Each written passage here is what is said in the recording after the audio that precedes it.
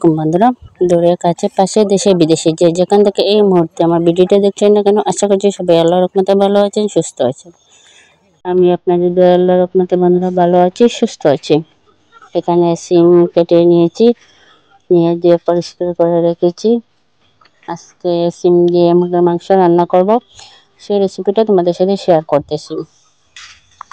বন্ধুরা, আমার ভিডিওটা স্কিপ না করে দেখতে থাকবেন। আর যারা লাইক করে নেই তখন দেখে আসছেন, প্লিজ একটি লাইক করে দেবেন। সবাই আমাকে সাপোর্ট করবেন, আমার পাশে থাকবেন। মুরগির মাংসটা দেখেন আমি দিয়ে পরিষ্কার করে নিয়েছি, নিয়ে পানি ঝরতে রেখে দিয়েছি। মুরগির মাংসটা আমি না ভেজে সিম দিয়ে রান্না করব।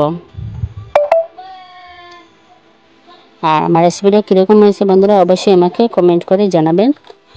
চুলার মধ্যে দেখেন আমি পাতিল বসিয়ে দিয়েছি, পাতিলটা গরম হয়ে গেছে। এখন পাতিলে দিয়ে দিব তেল। তেল গরম হয়ে গেছে বন্ধুরা, তাই দিয়ে দিচ্ছি বাটা রসুন। দিয়ে একটু হালকা আগে রসুনটা বেজে নিচ্ছি, নিয়ে মাংসটা ঢেলে দিচ্ছি। এখন দিয়ে দিচ্ছি আদা বাটা, দিয়ে দিচ্ছি হলুদের গুঁড়ো, 1 চামচ মরিচের গুঁড়া, আধা চামচ ধনের গুঁড়া, দিচ্ছি দারচিনি, এলাচ, লং, গোলমরিচ, এগুলো স্বাদ মতো লবণ। আর একটু লবণ দিয়ে দিতেছি বন্ধুরা, কারণ লবণটা কম হবে। মাংসটা আমি একটু নেড়ে ছেড়ে দেবো বন্ধুরা। এখন দিয়ে দেব বাটা পেঁয়াজ। পেঁয়াজ দিয়ে আমি এটা নেড়ে ছেড়ে দেবো, দিয়ে মাংসটা আমি ভালো করে কষিয়ে নেব, কারণ মাংসটা আমি ভাজা করি নাই, তাই এভাবে আমি মাংসটা ভালো করে কষিয়ে নিতে হবে, যাতে মাংসের পানিটাও শুকিয়ে যায়, মাংসের গন্ধটাও চলে যায়।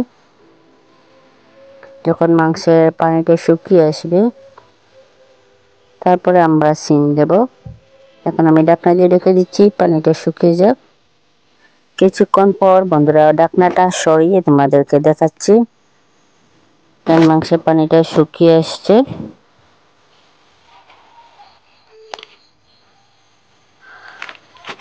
এখন সিমটা দিয়ে দেব, সিমের যাতে গন্ধটাও চলে যাবে।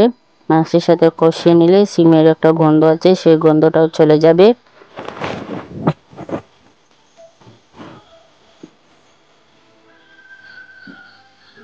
আমার সিমগুলো দেখেন ঢেলে দেওয়া হয়ে গেছে। এখন আমি নেড়ে ছেড়ে দেবো, সেটা নিচে উপর করে দেব।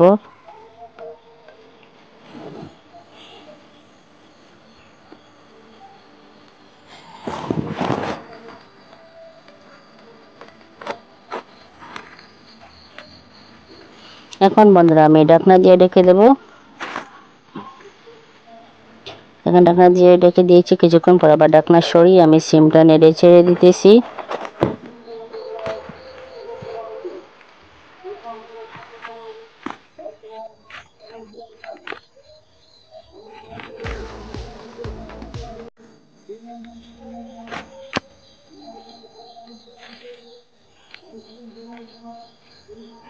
আমার সিমটা সিদ্ধ হয়ে গেছে বন্ধুরা, তোমাদের সাথে গল্প করতে করতে আমার সিমটাও সিদ্ধ হয়ে গেছে, তাই এখানে পানি দিয়ে দিয়েছি, দিয়ে আমি নেড়ে ছেড়ে দিয়ে ঢাকনা দিয়ে ঢেকে দিতেছি। এখানে ধনেপাতা কেটে রেখেছিলাম। এখানে আমার সিমটা হয়ে গেছে, তাই এখানে আমি ধনেপাতা দিয়ে দিতেছি বন্ধুরা। আমার সিম রান্নাটা হয়ে গেছে, তাই আমি চুলা অফ করে সিমের তরকারিটা নামিয়ে নিয়েছি। সবাই ভালো থাকবেন, সুস্থ থাকবেন। আজকের মতো বিদায় নিচ্ছি। আল্লাহ হাফিজ বন্ধুরা।